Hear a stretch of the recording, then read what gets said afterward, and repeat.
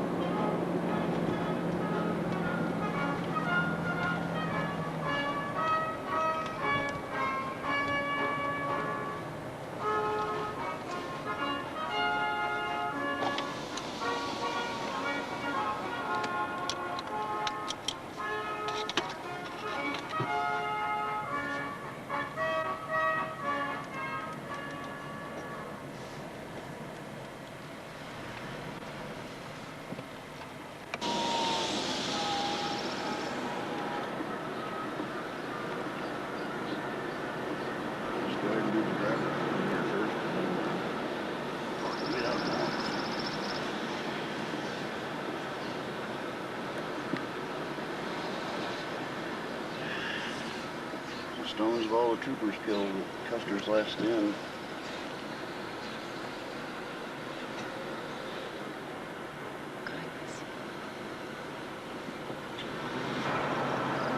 Yeah, I cried, saw my license plate when we pulled up too.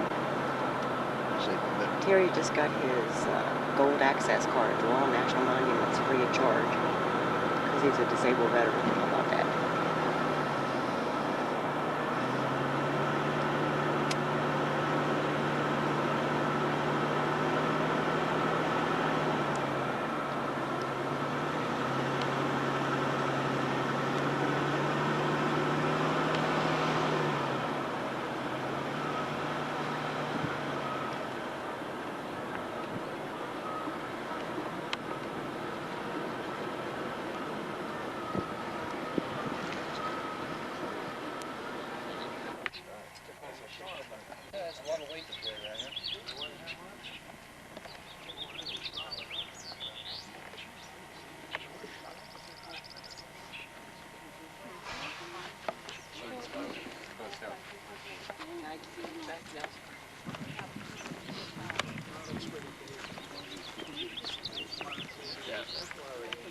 Linda!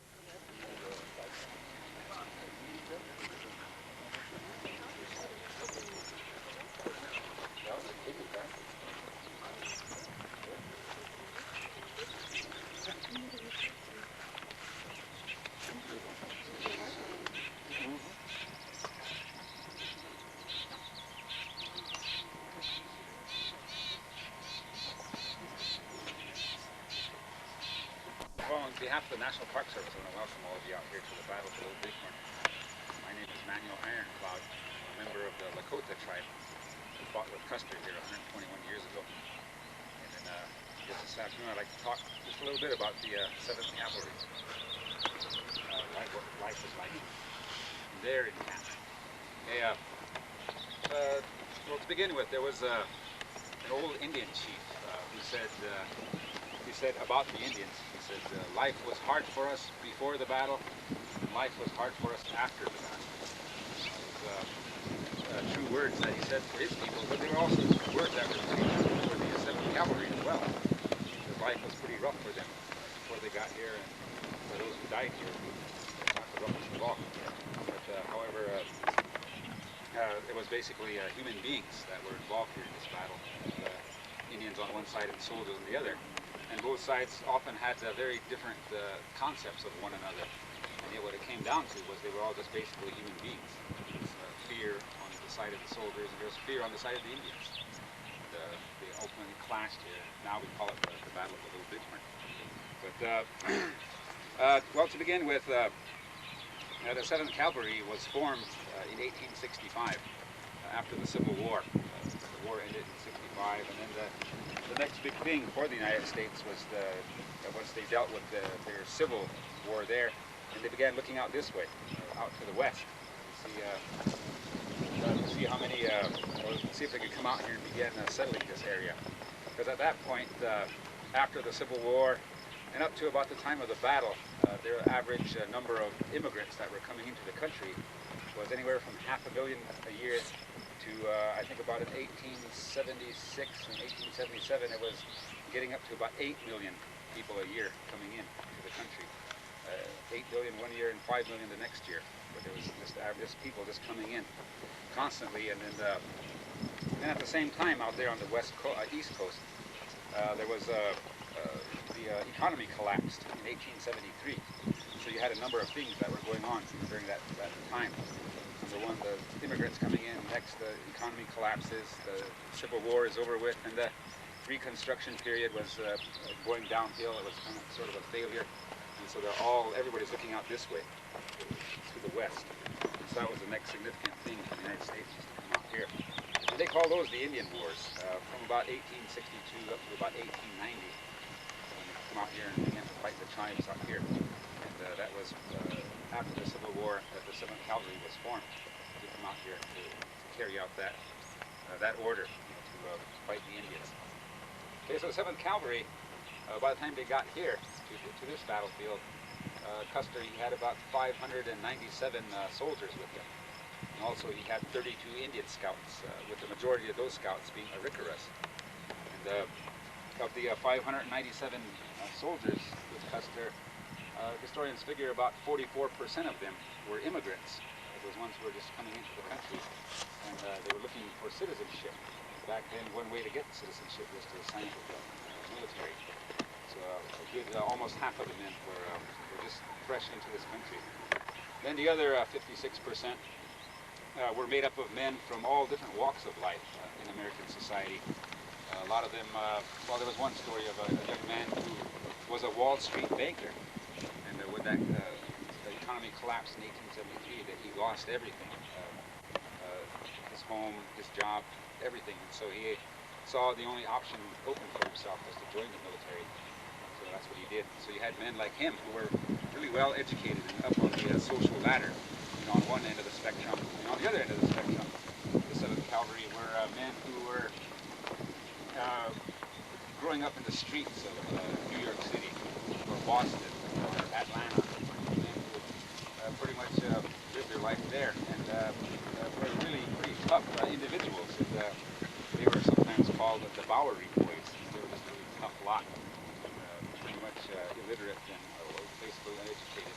So you had the Wall Street bankers on one end, and the Bowery Boys on the other. And in between there, you had all the other walks of life, with many of those 7th Cavalry being young men. There was quite a few who lied about their age. The legal age for signing up with the military back then was 21 years. But many of them, especially the younger ones, had a real sense of a longing for adventure, because many of them grew up listening to Civil War veterans. Those veterans would talk about the great battles that they had been in, all the different adventures that they were a part of. So a lot of these young men got what they called Army fever. They wanted to come out here to fight Indians, to have adventure. So you had a good portion of those kind of men in the 7th Cavalry. Okay, so once these men did sign up for the military and were ordered to come out here and were stationed with this, then that's when things kind of got pretty rough for them. I think life was probably rough for them even before they got in the military, but once they did sign up, then things got kind of pretty rough, especially for those who wanted to come out here for adventure.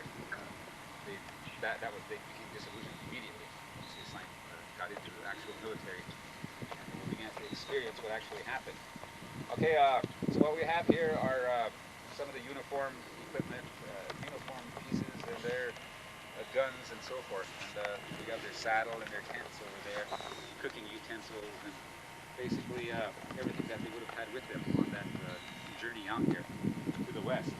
You know, all of this stuff that the 7th Cavalry had was all leftovers from the Civil War. I think the Union forces thought that battle was going to go on for quite a while, so they stockpiled just huge warehouses of equipment. Once the war ended, then the new regular army inherited all that the leftover goods from the Civil War. So I'll point out some of that stuff. But the men, in general, really didn't care for a lot of their equipment that they were issued. Because, for the most part, it was really not fit or not designed for coming out here, out into the west, especially with the cavalry. Okay, I guess we can begin by talking a little bit about their uniforms, and just to give you an example of exactly how things got things immediately was the boots. Again, leftovers from the Civil War, and originally the boots that were issued to the men didn't come in a left and a right side. They just came in just one side. And, there was no half sizes to these boots. They were just whole sizes. So if you were lucky enough to get a pair of boots that fit you, then you were just really darn lucky. Because the majority of the 7th basically had to put up with what they got.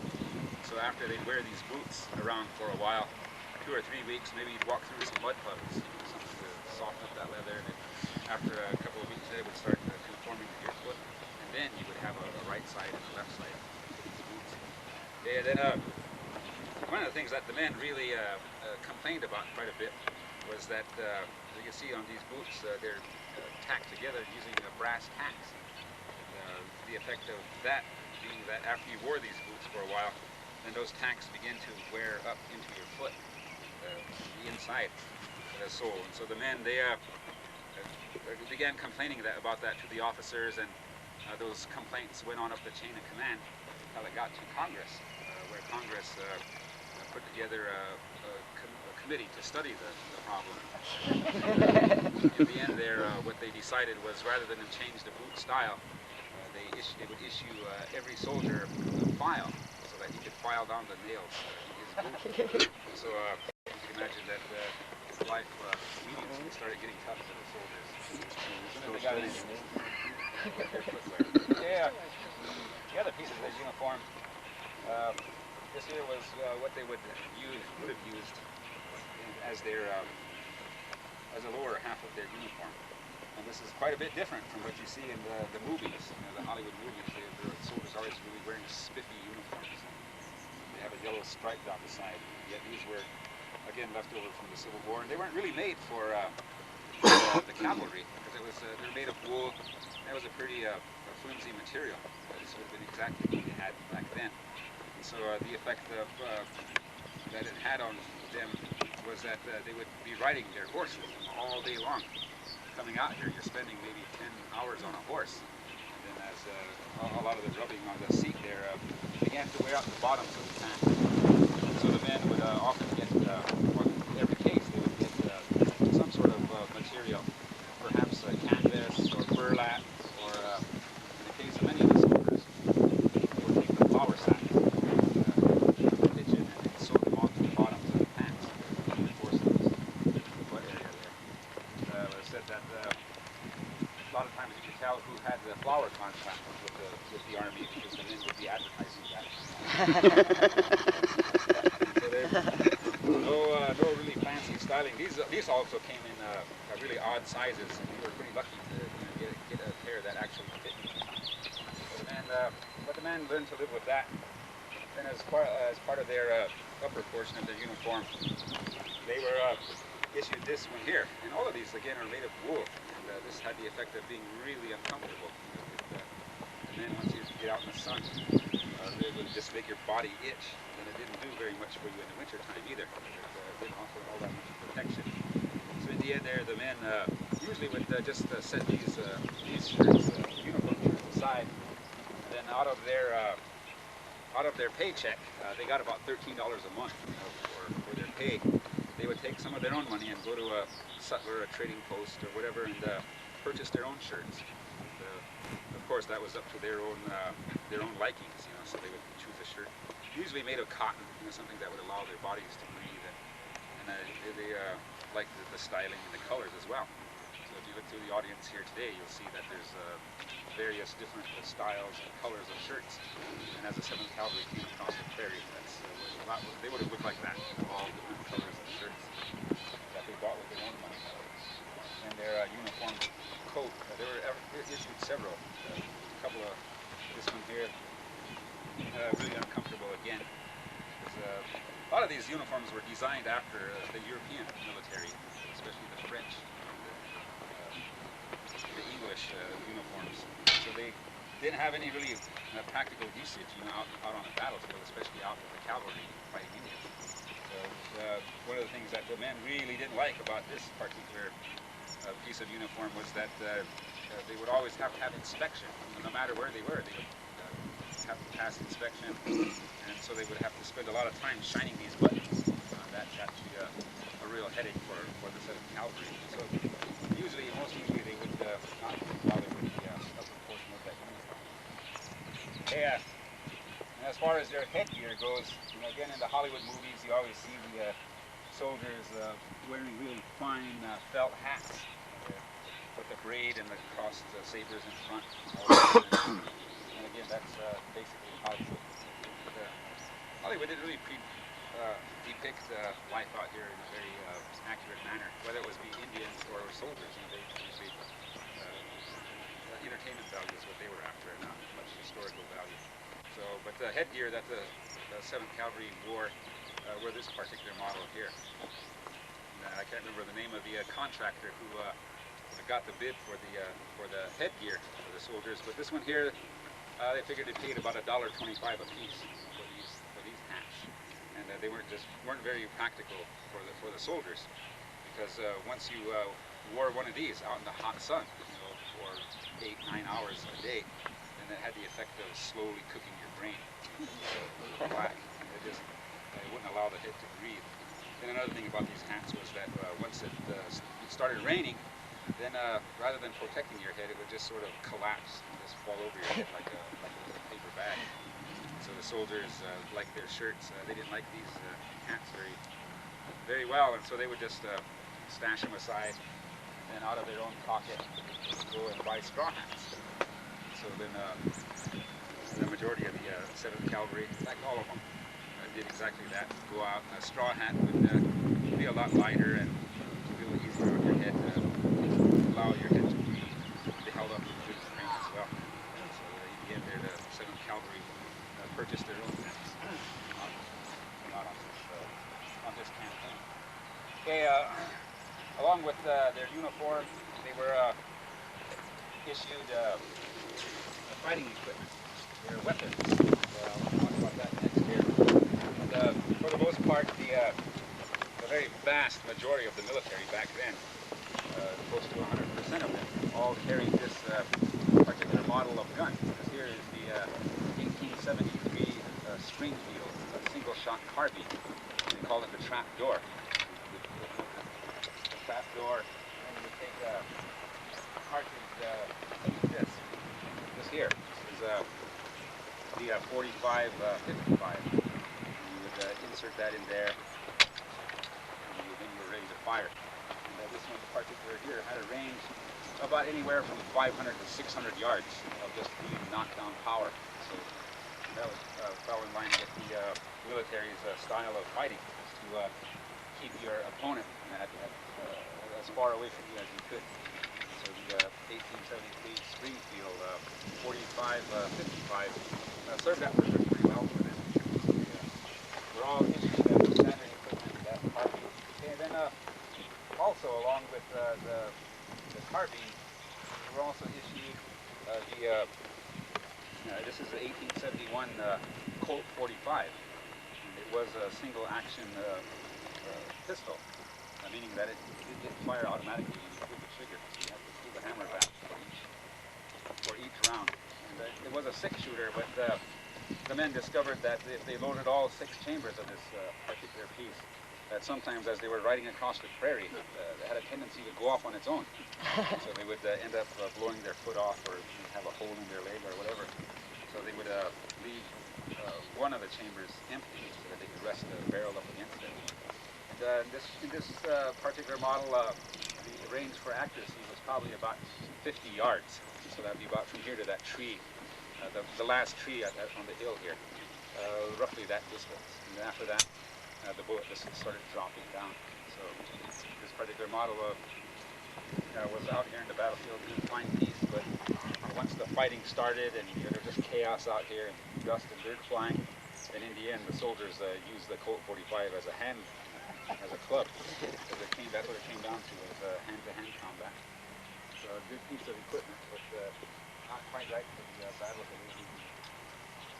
Okay, now there's another piece of equipment that originally, when the 7th Cavalry left Fort Abraham Lincoln in Bismarck, North Dakota, there was something like 950 soldiers that were heading out here to begin with. And it was only until later that Custer broke off with about 597 of those men.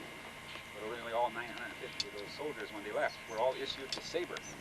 And we usually bring this out here just to dispel a myth, about that saber. Because while they were issued it, and as they came out of Fort Abraham Lincoln, some distance out of the fort there, they discovered that there was this sort of an action. Trotting along on your horses, then you multiply that by 950. That's gets to be pretty noisy. They weren't about to sneak up on any Indians. So General Terry, in the end, there ordered that all of the sabers be sent back to Fort Abraham Lincoln. So in fact, at the time of the battle, there was really actually only 2 of these here, in the battle. And those were held by officers. And so the next time you see a Hollywood movie or a portrait of the battle, and if you see those soldiers, fighting with sabers, then you'll know that somebody didn't do their homework. There was, in fact, only 2 of these out here. So to dispel the myth about the saber. Okay, another piece of equipment that some of the officers held this one here. Not all of them, but some of the ones who like the styling and like the repeating ability of it carried these. And usually those officers would pay for it out of their own money, so it wasn't a standard issue for the military. And but the ones who did have them, liked the ability that it held 12 rounds in the barrel and then 1 in the chamber, so it could fire 13 rounds. And it was a repeater, and it was the latest in technology at that time of the battle. But the military really liked the firepower of this carbine, 600 yards to drop a man. This one about 100 yards of the accuracy. And so for the most part, while some of the officers did carry it, the majority of the Winchesters that were out here in the battle were held by the Indians. They really liked the Winchester, 66 Winchesters quite a bit. Okay, so that was their uniform and their equipment. And the men themselves, the cavalry, they had to be a lot smaller. Because just like you go to a horse track today, you see that those jockeys, they're all pretty small guys, and that's it, so that the horse won't have to do as much work. And that was true with the 7th Cavalry as well. I think General Custer himself was about 5 feet 10 and about 130 pounds. So he was pretty small, as far as physically stature goes. And that was also that they could won't have as much work for their horse. Now that there is the 72 McClellan saddle. And if you look at it closely, and if you've seen the riding saddles of today, you'd see that there's quite a big difference. That the riding saddles of today are a lot heavier.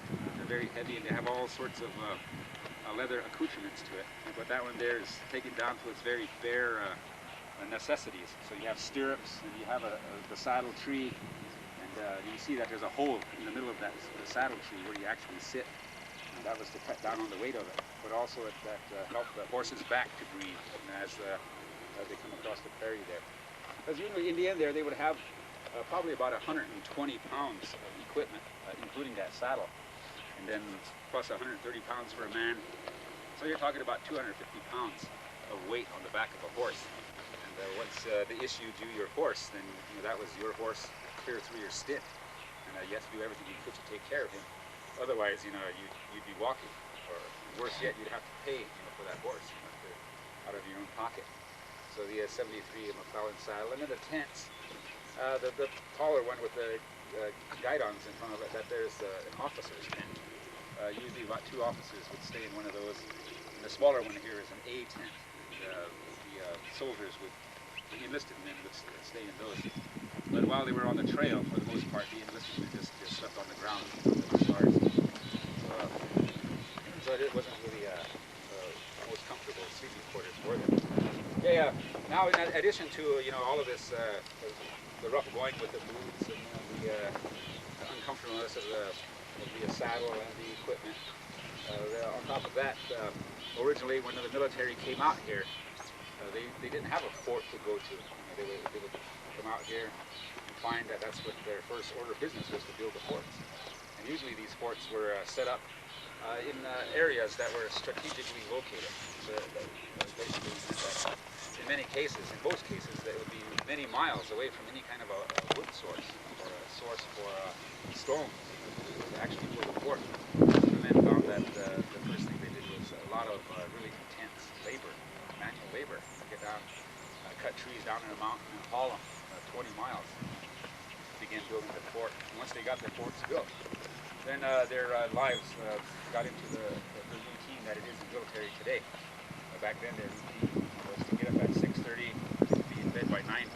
In the span of that time, they had all sorts of really mundane monotonous duties that they would have to perform each day. For one thing, the fire, they would have to get a lot of firewood because in order to cook for the men, the soldiers that were at the fort, that required a lot of cooking at home. So that was just a regular daily detail that didn't switch off during the winter. So there was that, and then another thing that men spent a lot of time doing was putting in gardens. They would come out here and have to put in a garden because the standard ration for them, as far as their food goes, was they got hardtack, coffee, and salt pork. But because there's no refrigeration and so forth, the salt pork, by the time it got to the men, it was usually pretty rancid.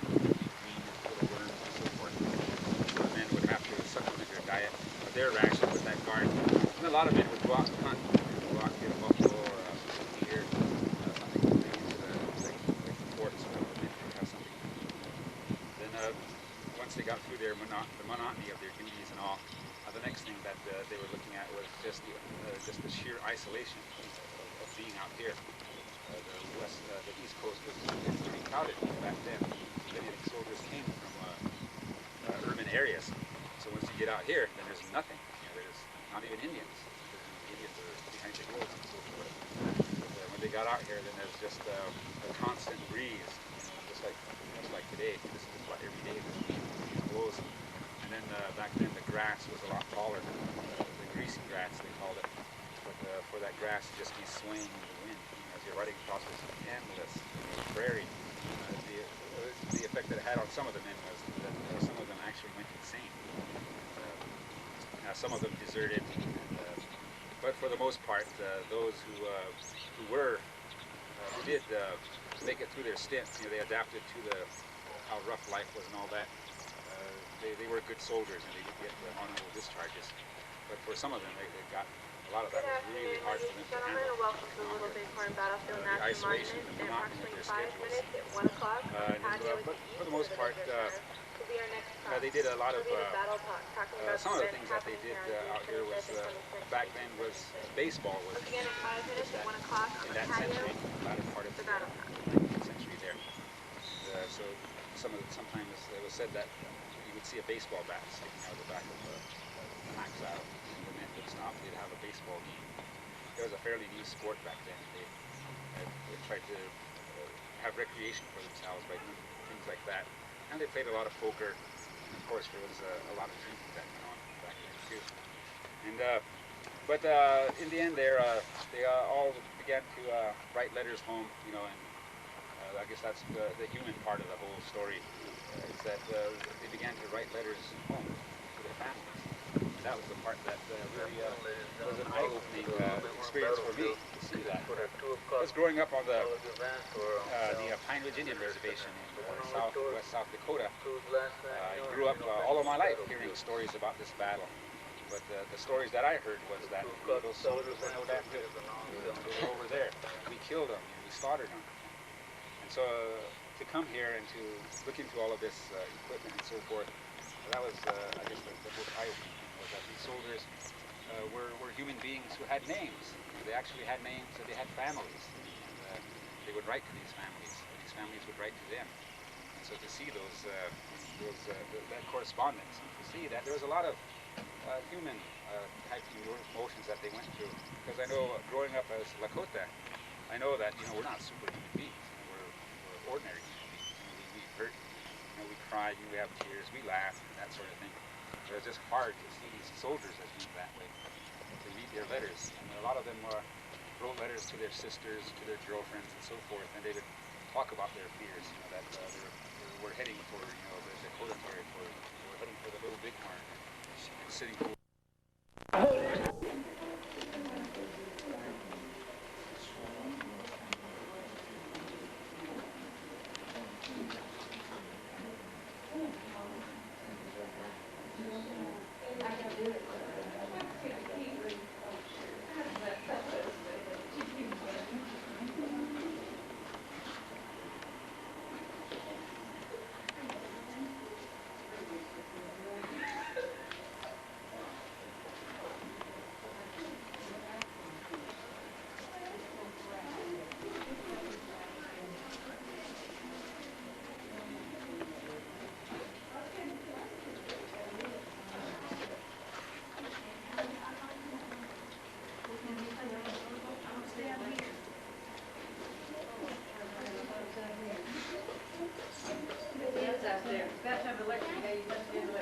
Paid for? Yes, it's all included. I think.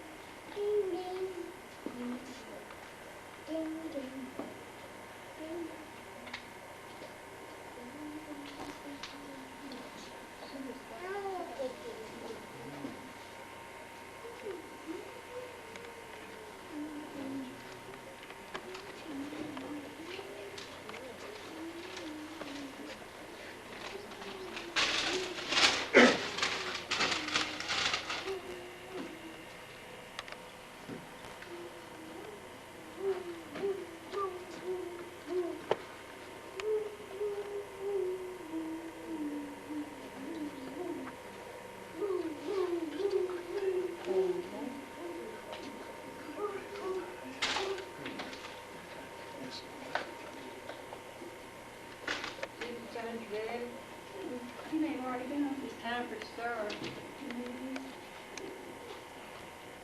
We're all done in sight. It's gone. Do you know where it is? Yeah. Yes, that way. God bless you too. You talking to me, though? Mama. instead of brass. Mama. You want to walk up to the... Yeah. So you got first? Yeah. Right. Let's hear it.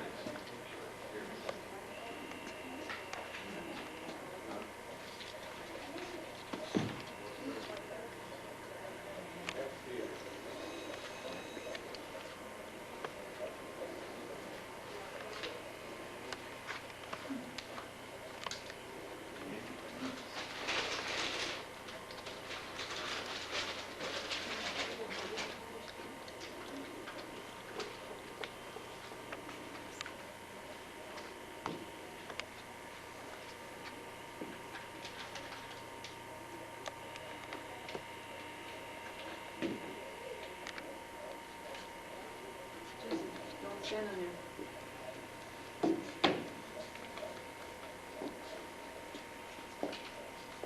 Look at here. You see this note? It says no on it.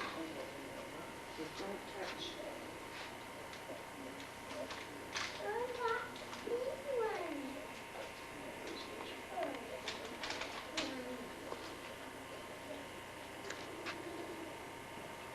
Jesse, you can't sit on those. They break. Look at this one.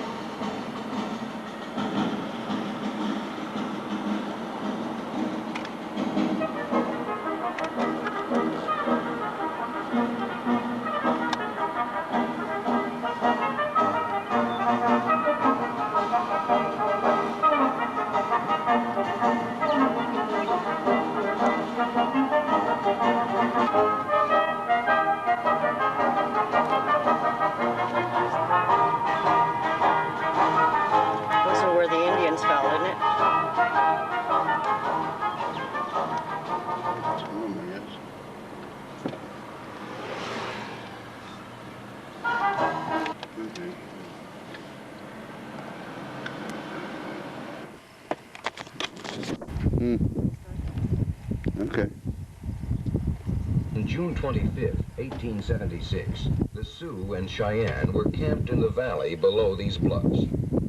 From the Wolf Mountains, the distant range of hills to the east, the 7th Cavalry approached. Custer's original plan had been to camp as near as possible to the village and attack at dawn on the 26th. Custer's main concern was that the Indians would elude the army. Expecting no more than 800 warriors, Custer formed the regiment into 3 battalions. Captain Fred Benteen and 3 companies rode south along the base of the Wolf Mountains, turning off any possible counter. The rest of the regiment proceeded toward the valley. Nearing the Little Bighorn River, Custer ordered Major Marcus Reno and his 3 companies, 113 men, to attack the fleeing warriors seen by his scouts. Custer and 5 companies continued along this side of the river. Reno crossed the river and came down the valley to the right. As he advanced, hundreds of Sioux and Cheyenne warriors came out to the river. In the face of overwhelming numbers, Reno suddenly halted his command. Reno fell back into the timber bordering the river, and led his men in a pell-mell retreat across the river to the bluffs where we are now. Reno's demoralized and badly battered command was joined here by Captain Benteen's force and the captain. Benteen showed Reno a hastily scrawled message he had received from Custer, which read, "Benteen, come on, big village, be quick, bring packs." With his command now strengthened, Reno attempted to move in the direction of Custer's advance when they heard the sounds of gunfire. Getting only as far as the high ground, now called Weir Point, they were driven back. Under continual siege, Reno and his men entrenched themselves. Sioux and Cheyenne riflemen occupied the surrounding ridges until the evening of June 26th. That afternoon and evening, the Indians left the valley, making their way in an immense procession toward the Bighorn Mountains, which rise above the valley floor to the west. The next morning, June 27th, Reno and Benteen watched anxiously as a column of dust rose from the valley. Their weary expressions gave way to utter relief when the dust cloud revealed that soldiers of General Alfred Terry's command were approaching. For the Indians, the Battle of the Little Bighorn climaxed their greatest triumph in their 400-year struggle to resist the encroachment of European civilization upon their culture. But their victory was brief. Within a year, most of the Sioux and Cheyenne faced the reality: either death by starvation or accepting the hated reservation. By the spring of 1877, most of the tribes surrendered, thus ending a way of life that had existed for centuries. I've got already. Is that the same one? Okay.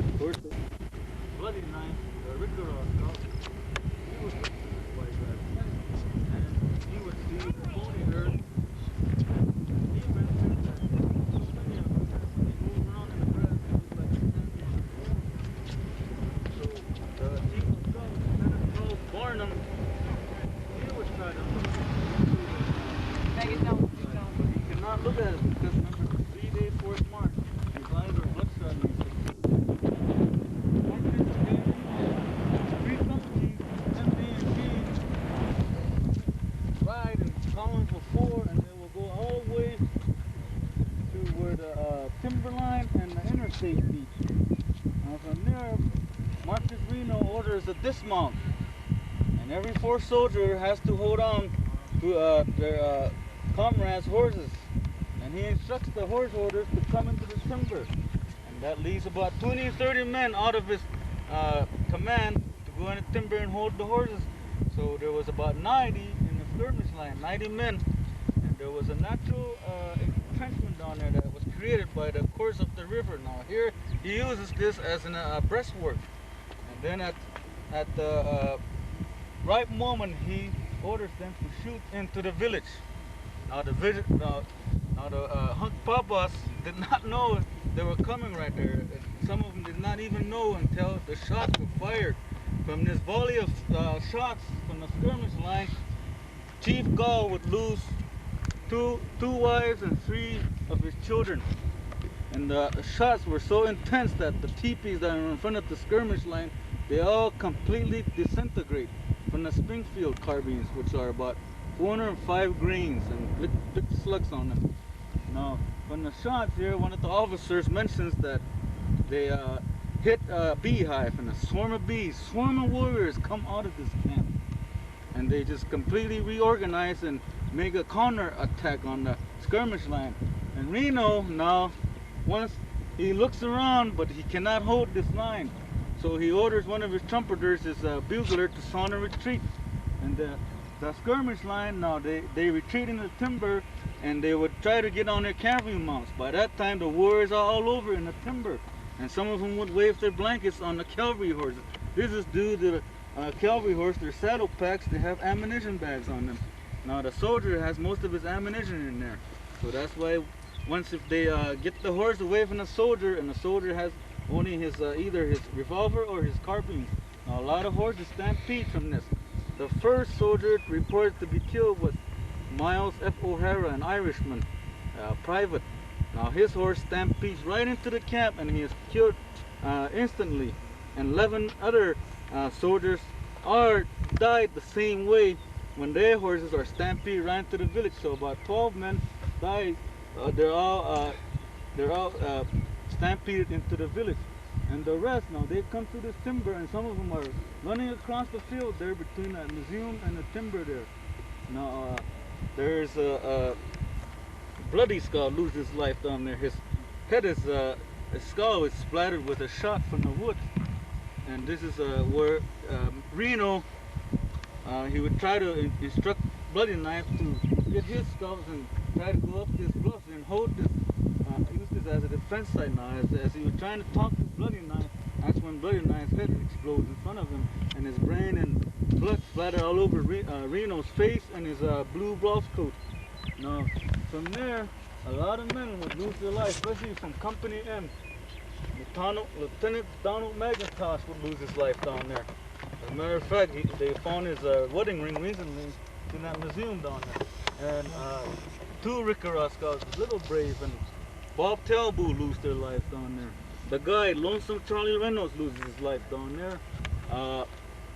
The only African American that was on the battle here that day, Isaiah Dorman, a guide and an interpreter, he loses his life down there. And from there, many men would lose their lives coming through this timber here. Now there's a certain one, Captain Thomas French of Company A. He would guard the rear of this retreat. Now some of the warriors account say there was a certain officer on the horse who was fighting fiercely, and he was holding back hordes of warriors with his revolver. Now according to some of the warrior or accounts from other officers, Captain Thomas French was a veteran fighter. So he had his pet coup that day. He was just watching his rear, so some of these men can at least make it up here and have a defense site up here. Now as they were moving, a Sergeant Donald Hodgson is shot off his horse, and one of his comrades would come by him and he would hang on to the stirrup, and he was dragged through that timber here, dragged all the way across the river. And as he got across, he almost makes it. And one of the warriors is already waiting, some of the warriors are already waiting, and he is shot down as he is getting across the river, but they still drag his body all the way up here. And some of them will use this bridge here, and this ravine, and up the middle of that bluff there is a white marker in the middle of the bluff there. And that is a field surgeon and his assistant. They're overtaken by the warriors. And by the time Reno comes up here and makes an entrenchment, hundreds of them would be going across this bluff here, and they would try to cut them off on the other side, on the east side here. And when they hold that line, now Reno instructs his men to try to dig deep in the earth, dig up the earth, but they only had ample time, because when the east side of this, where the warriors are holding them, they would, according to wooden legs, they said it was raining arrows up here. So what they were doing is they were lobbing the arrows up to this defense site. The arrows would come down and hit either soldier or horse. A lot of pain and anguish happened after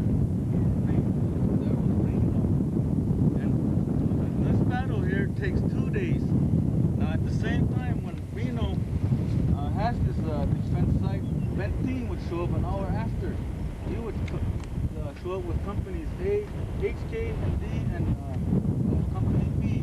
They would come in, reinforce it. Now, about this time, some of the officers say that they heard shots from the north. Now, about the same time here, Custer would be engaging in over at Last Stand Hill. Now, one of the first sergeants, Dan Ryan, he would mention this high top here, this hilltop. A certain Lakota warrior was pinning the whole company down. He was a sharpshooter. And First Sergeant John Ryan, he would mention that 3 officers to his right, they were all shot. 2 of them were shot in the head, and 1 was fatally wounded. So First Sergeant Dan Ryan, he himself had a 15-pound sharp rifle, and he orders about half a dozen of his men to shoot up there to make lob shots with their carbines. Now he ordered them to shoot about 2 or 3 volleys. After the shooting shots were fired, it was silent up there. So he figures that they shot this sharpshooter, but a lot of these warriors are dragged off here. Dog's backbone. He's the one that would have to command the warriors that are shooting the arrows over here. Now he tries to instruct his warriors to lay low, but 1 carbine bullet hits him in the forehead and his head splatters all over back there too. Long Road and High Elk, they would die up here charging the entrenchment line. Now on the morning of 26th, when this battle still goes on, the warriors creep up on this defense site. The depression there where the field hospital is.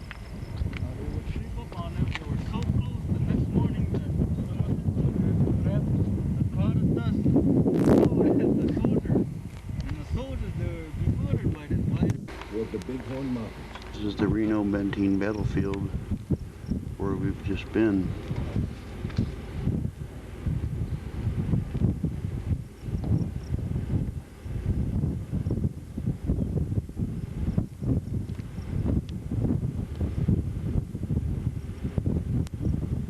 Predictions as to its size. He sent Sergeant Knight with a message to Captain McDougal, the pack train. Come quick, big Indian camp. Custer and his men spurred their mounts north, continued downstream, entering what is now called Cedar Coulee, putting a ridge between themselves and the river. Custer's command descended Cedar Coulee and he led them left into Medicine Tail Coulee toward the village, then sent his second and last message. Benteen, come on, big village, be quick, bring packs. We can't be absolutely certain the details of our story from here on. For Custer and his 210 men rode headlong and silent into history. Yet, we've never stopped trying to know, endlessly fitting and refitting the pieces together. But we can imagine what this journey into eternity is like.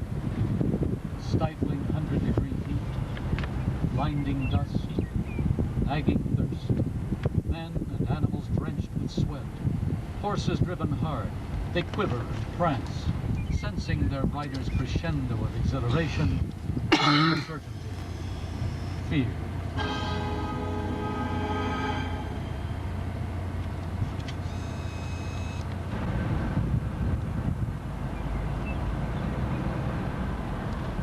Overdue. The table. It's got 2 sides to it. Oh.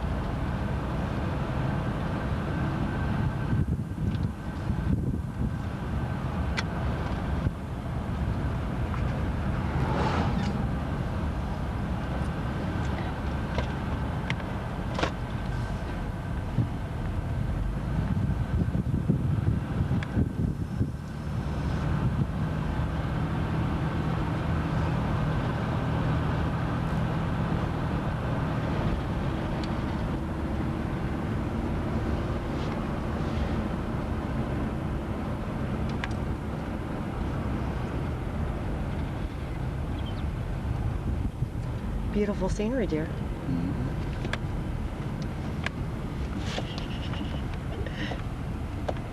Move your arm. Thank you.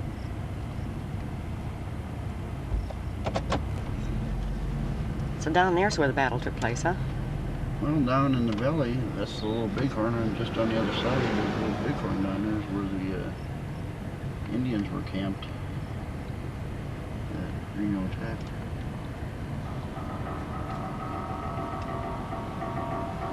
Reno's battle was about half over around 3:30 when Custer got that second view of the camp. An hour later, after Reno and Benteen reached the hilltop, most of the Indians rode off downstream. Volleys of gunfire were heard rolling like thunder in Custer's direction. Around 5 o'clock, Captain Tom Weir, anxious about the fate of his commander, led Company D to the promontory that now bears his name. But before he got there, the heavy firing died out. Weir couldn't make out through the cloud of dust just what had happened. He only saw that the fight seemed to be over. Perhaps Custer had withdrawn farther north. Benteen and his battalion, guidons flying, joined Weir on the point. Reno's tattered battalion, including the wounded, lying far behind. Weir and Benteen saw hundreds of Lakota and Cheyenne warriors pounding toward them on both sides of the river. The cavalry retreated to the hilltop defense site, and by 6:30, they were under siege. Standing there, the Minneconjou was at Custer Hill when the Indians spotted the cavalry's flag. We saw soldiers coming on the hill toward the south and east. Everybody began yelling, "Hurry!" and we started for the soldiers. They ran back toward where they came from. One got killed and many of us got off in Cooley. Then we chased all the soldiers back to the hill where they were before.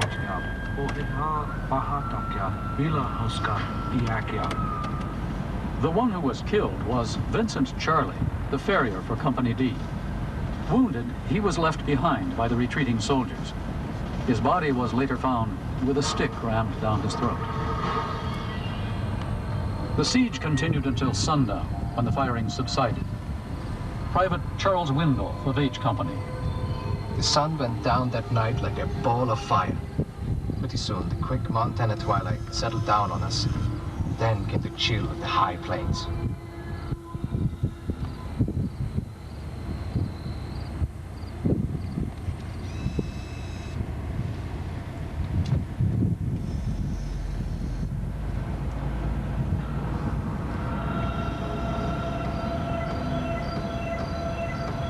At a few minutes past 4, Custer divided his 5 companies into 2 wings. Captain Yates, with companies E and F, rode down to the mouth of Medicine Tail Coulee to look for a suitable river crossing. Perhaps to take the heat off Reno, perhaps to capture hostages. Meanwhile, Teal, with companies C, I, and L, advanced up the north slope of the hill to gain high ground and cover the left wing as it entered Medicine Tail Coulee and approached the river. One who last to see Custer and his troops alive was his trumpeter, John Martin.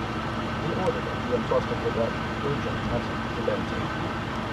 Martin, a 25-year-old retired later told that he had been lying down there in Medicine Tail Coulee. Very last I saw the command. They were going down into the ravine. The Grey Horse troop was in the center, and they were galloping. Minutes later, I heard firing back of me. And they looked around and saw Indians, some waving buffalo robes, some shooting. He was also the last to see Custer's youngest brother alive. Just before I got to the hill, I met Boston Custer.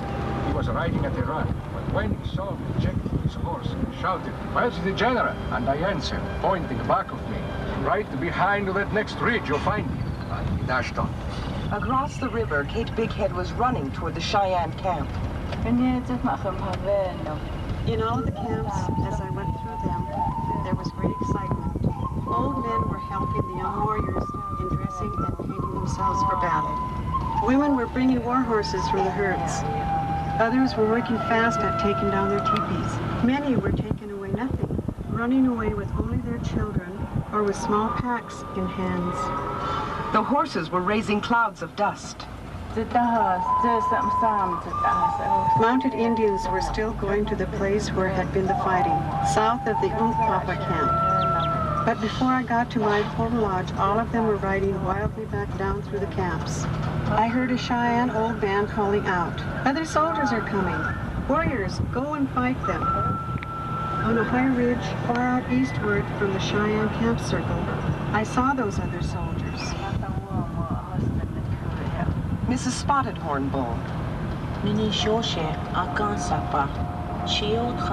From across the river, I could hear the music of the bugle and could see the column of soldiers turn to the left to march down to the river to where the attack was to be made. I watched the men of our people plan to overthrow the soldiers, and I knew that no man who rode with long hair would go back to tell the tale of the fight that would begin when the soldiers approached the river.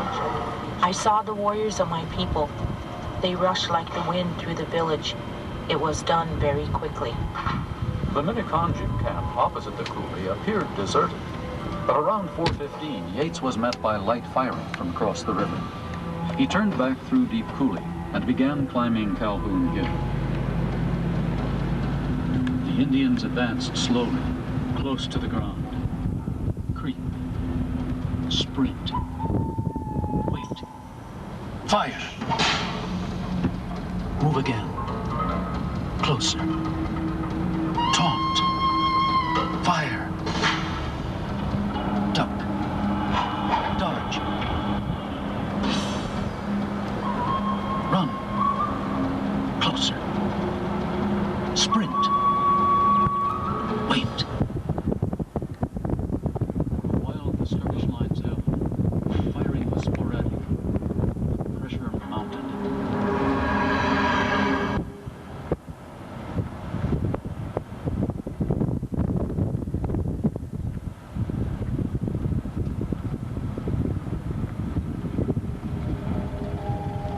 At 4:30, Lakota warriors led by Gall stormed Yates's men at Upper Deep Coulee. Meanwhile, with Companies C and I in reserve, Calhoun's Company L formed a skirmish line to cover the command. After the 5 companies rejoined, the left wing proceeded along Battle Ridge, looking for another crossing to the village. 15 minutes passed with only intermittent firing, while the right wing continued to hold Calhoun Hill. We know all this now from Indian recollections, which have since been confirmed by archaeological studies. During this lull in the fighting, more Indian warriors back in the village prepared themselves for battle. Crazy Horse gathered dust from a prairie dog town to sprinkle on himself and others, and made sacrifices over a buffalo chip fire. Kate Bighead, wanting to sing Strongheart songs for her nephew, crossed the river. She rode around the periphery of the battle where the old men, young boys, and a few women were watching the action and encouraging their fighters. She found the Oglala and Cheyenne in the deep gulches and behind the ridges between the soldiers and the river.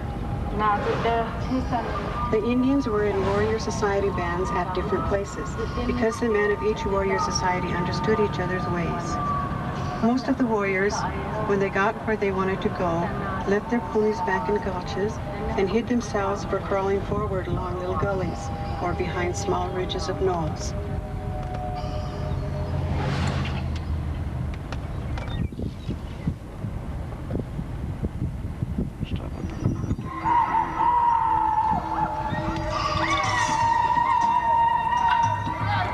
Mrs. Spotted Horn Bull. When Gall crossed the river, he told his men to frighten the horses of the soldiers, which were held in small bunches. With shouting that we could hear across the river, the young men stampeded the horses and the women captured them. With each horse went not only a soldier's mobility, but also his reserve ammunition. The Cheyenne war chief, Lame White Man, led a mounted attack from the west, decimating Company C. Military structure disintegrated, giving way to panic, chaos, pandemonium. The men began to bunch together. Survivors of Companies C, I, and L broke for Custer Hill, the highest ground available. Crazy Horse crossed the river and struck like a bolt of lightning. Much of the fighting was hand-to-hand.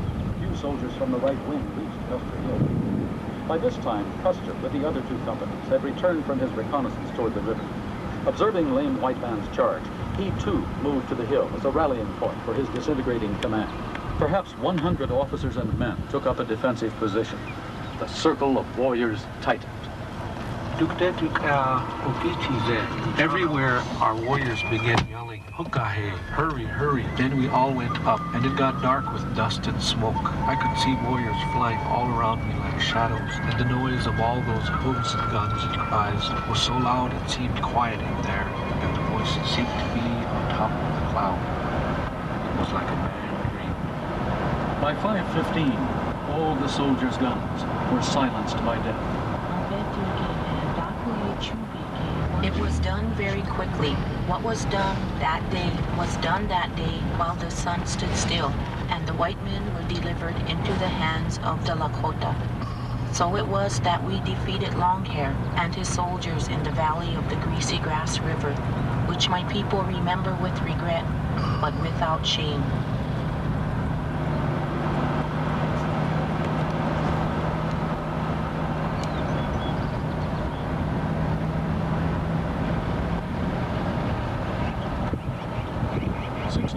Standing was with the Lakota warriors who chased the other cavalrymen back to Reno Hill after the Custer fight and began to harass them.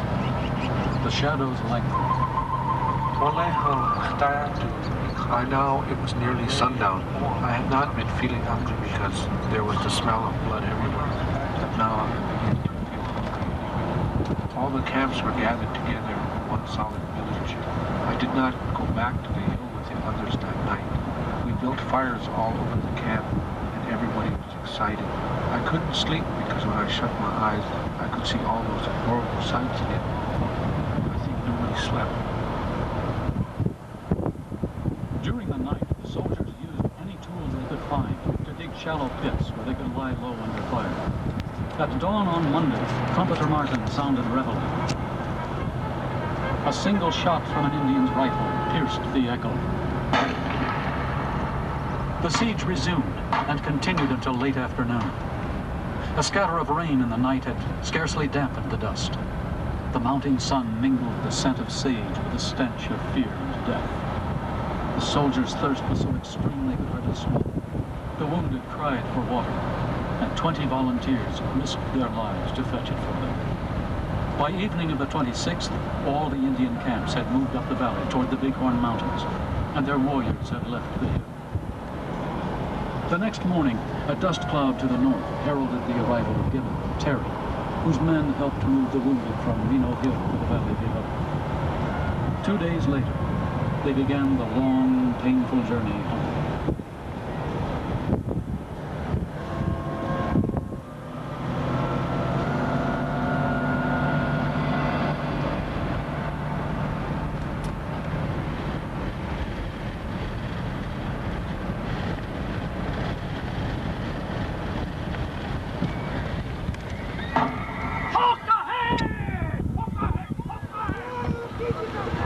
Amid the smoke, dust, and general confusion during Reno's retreat in the valley from the Hunkpapa village, some men didn't hear the order.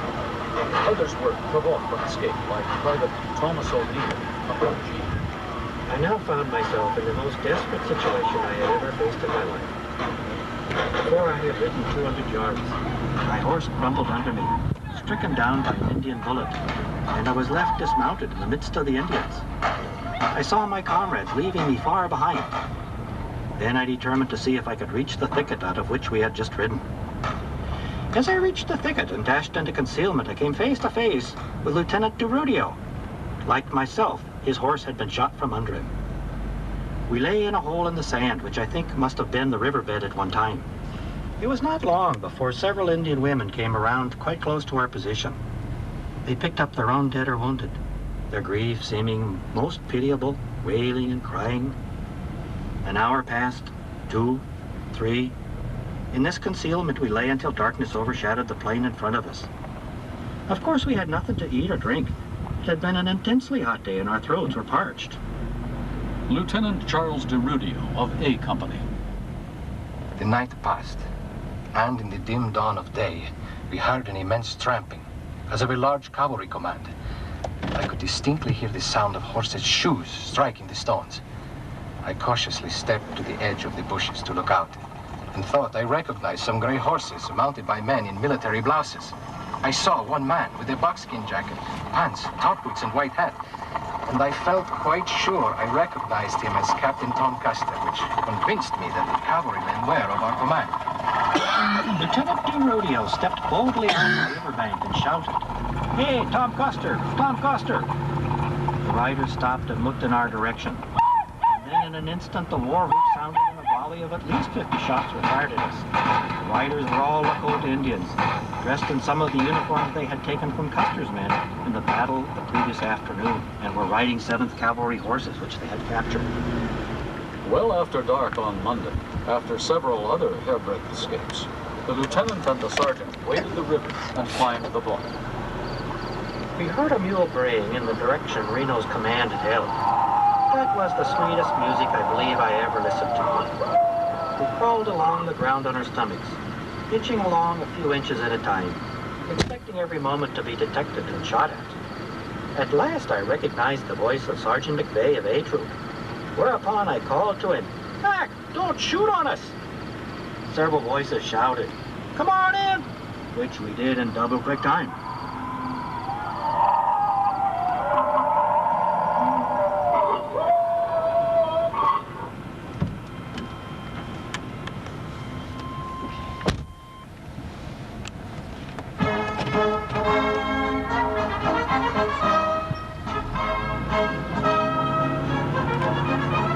The company was the center of the soldier's life. Its tone was set by the quality and character of its officers and non-commissioned men.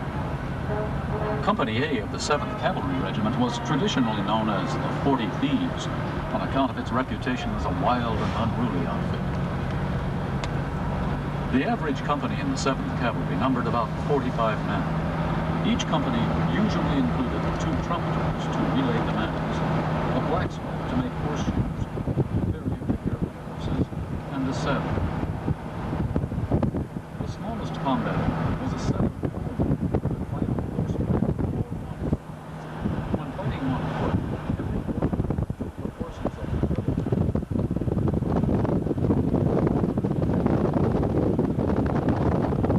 The company's mobility. At all costs, he had to restrain those horses when their instincts compelled them to flee. So his 3 comrades would have mounts or spare ammunition at a moment's notice. The basic tactical formation was the skirmish line. The men were deployed 5 yards apart, kneeling or standing to fire. The skirmish line was one result of the introduction of the new 45 caliber single-shot, short-barreled Springfield carbine, which was considered accurate enough, powerful enough, to justify taking careful aim at a specific target. Each soldier carried 100 cartridges, some in his belt, the rest in the saddlebags of his horse. The first 2 rounds, or volleys, were fired in unison, on command, by alternate soldiers. After that, each man fired. Soldiers were paid to obey orders, and obliged to be loyal to their comrades. Anything could be endured: tiredness, hunger, fear, lack of sleep, weather, so long as each man could recognize his place in the pyramid. If the structure broke down, command control was lost, and the individual soldier was at the mercy of the enemy. Archaeological evidence suggests that this was part of the reason for the defeat on Custer Hill. The Indians' infiltration tactics weakened the skirmish lines, and the broken terrain limited the ability of officers to relay commands. Uncertainty bred fear, which caused the remaining soldiers to bunch together. Disintegration of the pyramid made them vulnerable, and defeat was inevitable. On the other hand, Lieutenant Godfrey, protecting Reno's retreat to the heights above the river, was able to maintain control of his skirmishers, keeping them at proper intervals until the hilltop was reached and secured. Otherwise, they too might have been annihilated.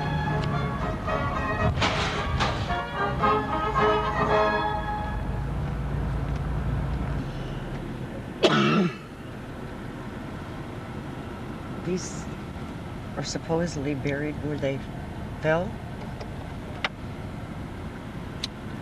I think all the bodies were moved to the National Cemetery, but they left the markers where they were. Right.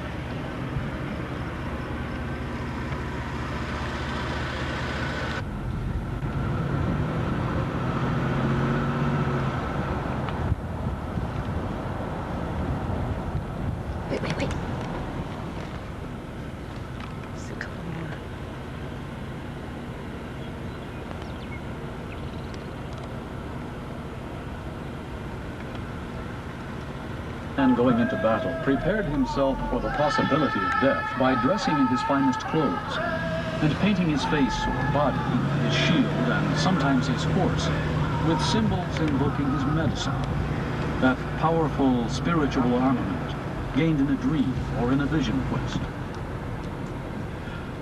Generally, only the older, more experienced men used guns, repeating weapons like the Winchester 66 and the Sharps 50.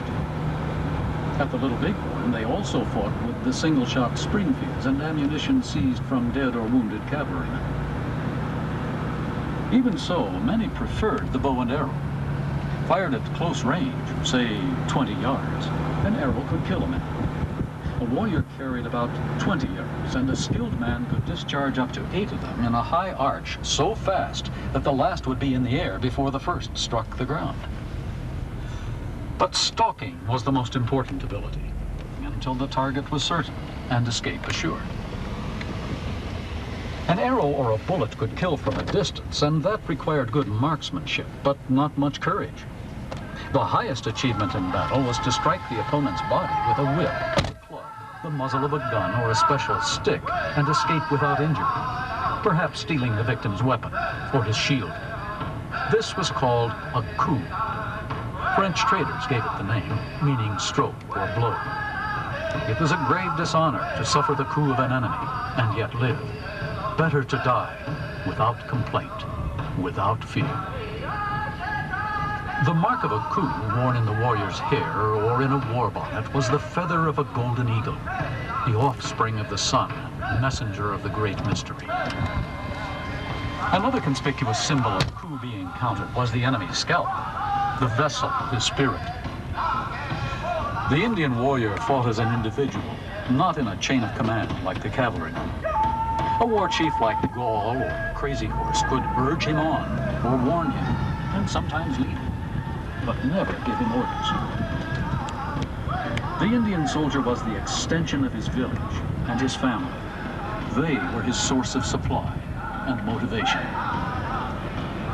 The Lakota and Cheyenne warriors at the Little Bighorn fought Custer's men fiercely, like hornets.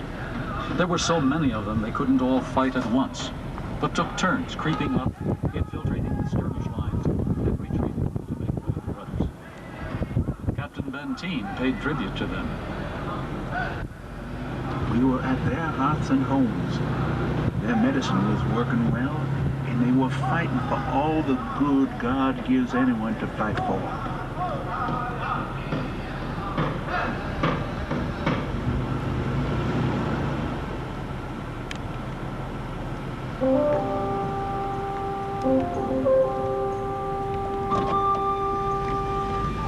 For many generations, the land south of the Yellowstone River had been Crow Indian country, and the Crow, who called themselves Apsaluka, children of the large-beaked bird, cooperated with the federal government in order to keep it that way. The presence of their long-standing enemies, the Lakota and Cheyenne, on their reservation during the summer of '76 was just the sort of thing the Crow didn't like, and they were ready to help the U.S. Army move them out.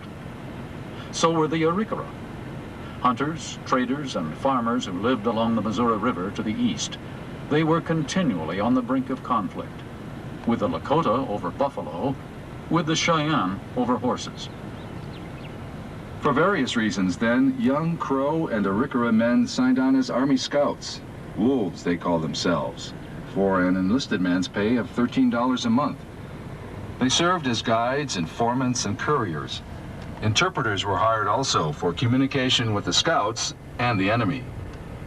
When Custer went up the Rosebud in pursuit of the roaming hostiles, most of his Indian Scouts were Arikara, Reeds for short, and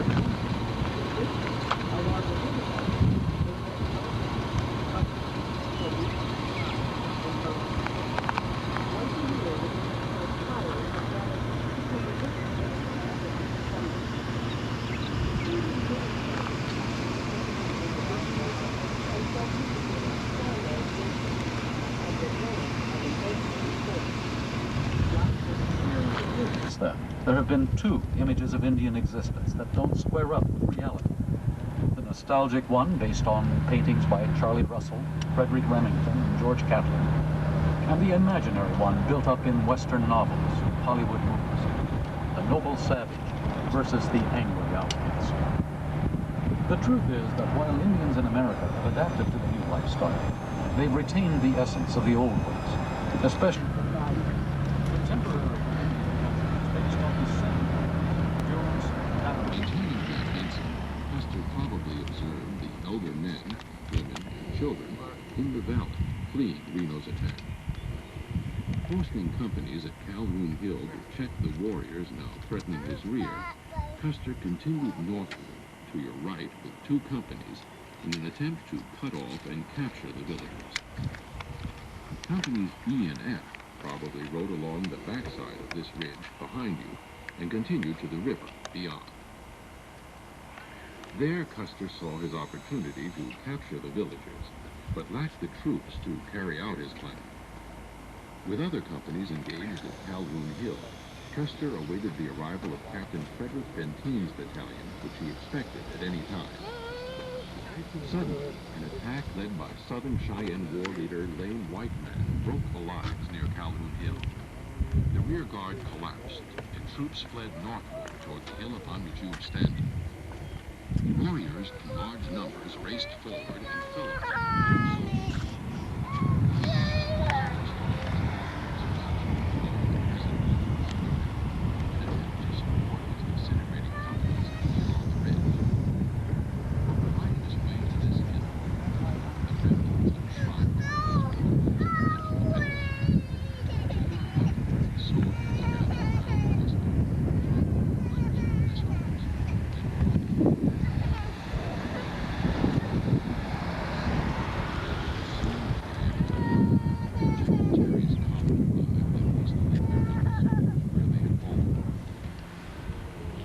Looking out over the battlefield today, you will see white marble markers showing where the bodies of soldiers were found after the battle. No markers stand where warriors fell because their families removed the bodies immediately after the battle. They were buried in the Little Bighorn Valley below and among the surrounding hills. Warrior casualties probably numbered between 30 and 40, in addition to several non-combatants killed in the village by stray bullets. What are you doing over there? A year later, the remains of the officers were taken for reinterment elsewhere. Custer was buried at West Point. In 1881, the granite memorial was placed atop the hill, and the remains of the soldiers were gathered from the field and placed in the mass grave at the base of the stone. This is hallowed ground. Men from 2 very different cultures died fighting for their beliefs. The Battle of the Little Bighorn was, at once, the greatest defeat ever suffered by the U.S. Army during the Indian Wars in the West, and the Native Americans' greatest victory in the long struggle to preserve their homeland and traditional way of life. By strengthening the government's resolve to open the West, the Battle of the Little Bighorn marked the end of that way of life.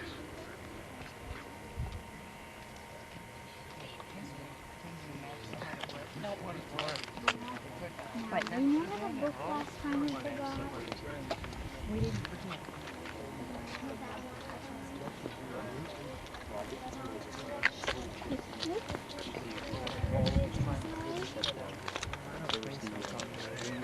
Yeah, for the... And so,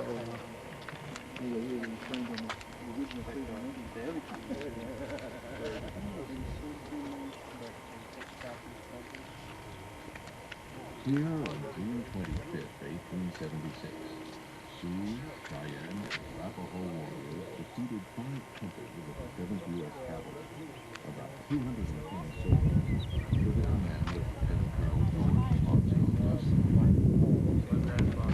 Assembled in a great encampment in the valley below were members of the Teton Sioux tribes, the Northern Cheyenne, and Arapaho.